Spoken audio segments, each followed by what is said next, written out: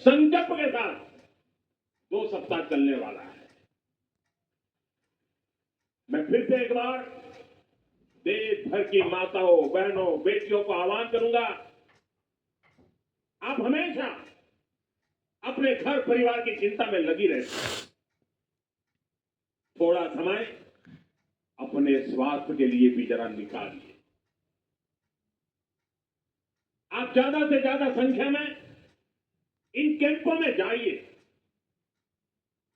लाखों कैंप लगने वाले हैं।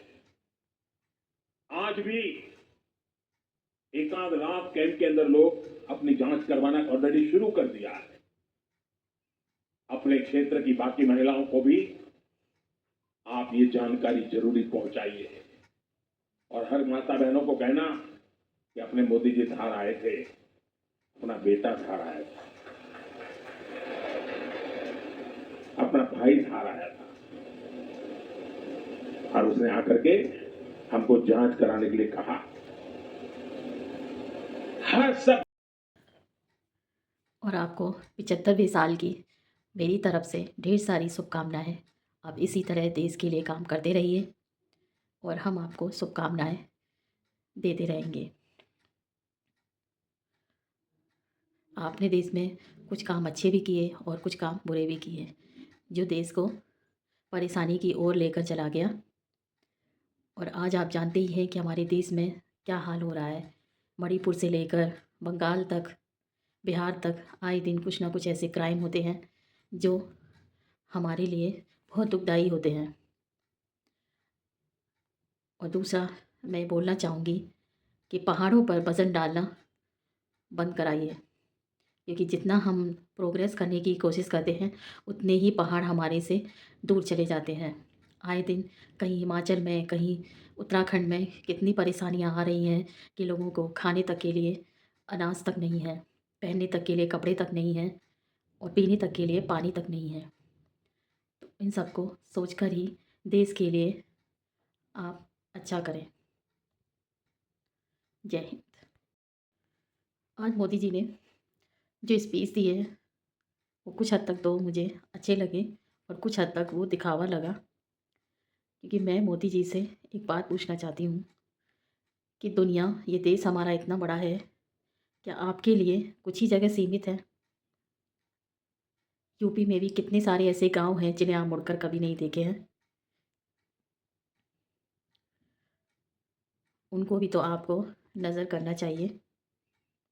उनको भी इसी तरह, जिस तरह से आप मध्य प्रदेश में जाकर सुविधाएं दे रहे हैं, मशीनें बनवा रहे हैं, इसी तरीके से यूपी में भी बहुत सी ऐसी जगह हैं, छोटे छोटे गांव हैं जिनमें सुविधाओं से महिलाएं वंचित हैं। जिस तरह से आप माँ और बहन को आश्वासन दे रहे हैं स्वास्थ्य रहने का, स्वस्थ रहने का और फ्री इलाज कराने का, उसी तरीके से उनके बारे में भी आपको सोचना चाहिए। उनको रोज़गार देना चाहिए। बहुत सारी ऐसी प्रताड़ित महिलाएं हैं जिनको हर रोज़ अपने घर में प्रताड़ित होना पड़ता है।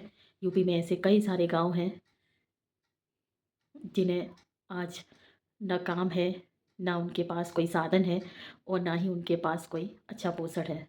स्वास्थ्य से वंचित हैं वो लोग।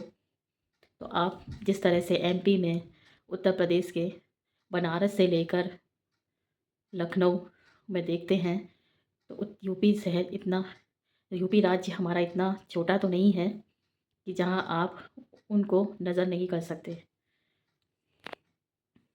मैं भी किसी टाउन एरिया, कस्बा से आती हूँ। वहाँ भी महिलाओं पर बहुत सारी सुविधाएं नहीं हैं।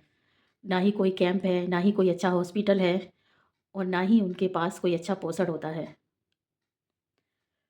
तो कृपया आप वहाँ भी ध्यान दें, तो मैं समझ पाऊँगी कि आप देश के प्रधानमंत्री कहलाने।